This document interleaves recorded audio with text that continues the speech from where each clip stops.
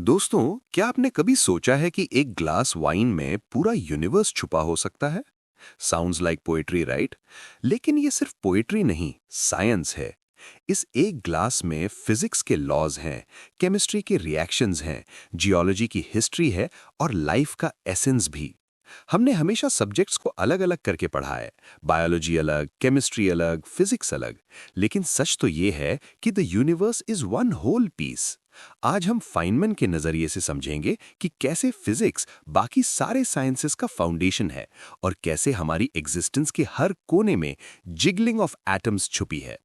The foundation, rules versus the game. Physics को natural philosophy का modern equivalent माना जाता है क्योंकि ये सबसे फंडामेंटल साइंस है। इसे समझने के लिए एक सिंपल एनालॉजी लेते हैं, चेस।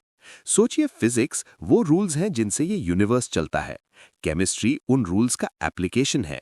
फाइनमैन कहते हैं कि हमें रूल्स तो पता है, क्वांटम मैकेनिक्स, लेकिन गेम इतना कॉम्प्लेक्स है कि हम हमेशा ये प्रेडिक्ट नहीं कर सकते कि अगली मूव क्या होगी। केमिस्ट्री में जब एटम्स मिलते हैं वो ऐसे कॉम्प्लिकेटेड अरेंजमेंट्स बनाते हैं जो इनऑर्गेनिक केमिस्ट्री से ऑर्गेनिक केमिस्ट्री और फिर सीधा बायोकेमिस्ट्री में बदल जाते हैं। The machinery of life, biology and energy. Biology शुरू हुई थी सिर्फ डिस्क्रिप्शन से, जैसे फ्ली या पिस्सू के कितने पैर होते हैं। लेकिन आज हम लाइफ की मशीनरी के अंदर देख रहे हैं। क्या आपको पता है कि हमारे नर्व्स में सिग्नल कैसे ट्रैवल करता है? ये एक वेव ऑफ पेनिट्रेबिलिटी की तरह है, जैसे गिरते हुए डोमिनोज की लाइन। और हमारी बॉडी में जो एनर्जी बनती है वो एटीपी और एंजाइम्स के बिना मुमकिन नहीं। फाइनमैन ने समझाया कि रिएक्शंस एक पहाड़ या एनर्जी बैरियर की तरह होते हैं। एंजाइम्स उन एटम्स को ऐसे पकड़ लेते हैं कि वो बैरियर छोटा हो जाता है और रिएक्शन आराम से हो पाता है। हमारी बॉडी के हर सेल में एक फैक्ट्री चल रही है, जहां डीएनए एक ब्लूप्रिंट की तरह इंस्ट्रक्शन देता है कि प्रोटीन्स कैसे बनेंगे। सबसे बड़ी बात, all things are made of atoms, और ये जिगलिंग एटम्स ही लाइफ का बेस है। Stardust, the cosmic connection. अब थोड़ा ऊपर देखते हैं, स्टार्स की तरफ। एस्ट्रोनॉमी फिजिक्स से भी पुरानी है, लेकिन एक रेवोल्यूशनरी डिस्कवरी ये थी कि जो एटम्स अर्थ पर हैं वही एटम्स स्टार्स में भी हैं। हम असलियत में स्टार स्टफ है। हमारी बॉडी में जो आयरन है, जो ऑक्सीजन है, वो किसी स्टार के अंदर कुक होकर निकला है। जब कोई स्टार एक्सप्लोड होता है, नोवा या सुपरनोवा, तब वो एलिमेंट्स यूनिवर्स में फैलते हैं। फिजिक्स ने हमें बताया कि सन पर हीलियम पहले ढूंढा गया था, अर्थ पर बाद में। हम अर्थ के अंदर यानी जियोलॉजी के बारे में उतना नहीं जानते जितना हम दूर के स्टार्स के बारे में जानते हैं, क्योंकि स्टार्स की लाइट हमें उनका सच बता देती है। The mystery of the mind, psychology. लेकिन क्या फिजिक्स सब कुछ एक्सप्लेन कर सकता है?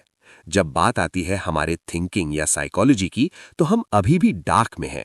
हम जानते हैं कि नर्व सिग्नल्स भेजते हैं, लेकिन याद कैसे रहता है? ब्रेन के एटम्स में ऐसा क्या चेंज आता है जब हम कुछ नया सीखते हैं? साइकोलॉजी आज भी एक मिस्ट्री है, लेकिन उम्मीद यही है कि एक दिन हम न्यूरॉन्स के कनेक्शंस और एटम्स की मूवमेंट से कॉन्शियसनेस को समझ पाएंगे। दोस्तों, साइंस मिस्ट्री को खत्म नहीं करता, बल्कि उसे और ब्यूटीफुल और डीप बनाता है। एक पोएट ने कहा था, the whole universe is in a glass of wine. उस वाइन में फिजिक्स का जिगलिंग लिक्विड है, जियोलॉजी की मिट्टी से आए मिनरल्स हैं, और बायोलॉजी के वो फर्मेंट्स और एंजाइम्स हैं जो उसे बनाते हैं।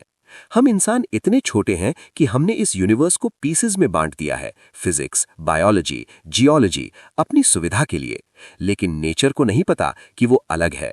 सो नेक्स्ट टाइम जब आप कुछ ऑब्जर्व करें, याद रखिएगा, you are not just watching a phenomenon, you are watching the entire universe in action.